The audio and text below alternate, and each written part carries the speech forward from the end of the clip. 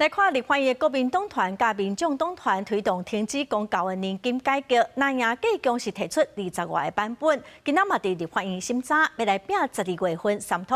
也毋过民进党团是批评讲年金的改革无应该行反头路。 年金改革伫咧2018年实施，每年拢调降所得代替率，引起退休的公告人员不满。立法院国民党团指控蔡政府是错误理解，就要及时打动啊。指定自去年开始卖国讲，民众党团是讲自今年开始。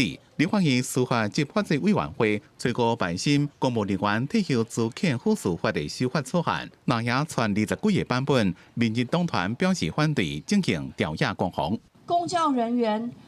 54000、57000不够基本生活所需，那我们服务的绝对是跨族群、跨世代的国人。那劳工怎么办？老农怎么办？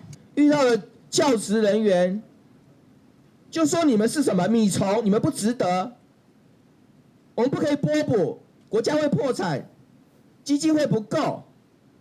这不是双重标准，什么是双重标准？吴思瑶讲，年改若行回头路，恐惊造成当公职轻现职，年金破产是全民承担，加深看职业者被剥夺的感觉。精神报告显示，年改已经有效果，袂用就安尼停落。罗志强是批评民进党无费无目屎吞下公务人员，因为年金改革，何可公告人员的人减一半。年改之前拿到教师证，100个有70个会进入学校，到了去年。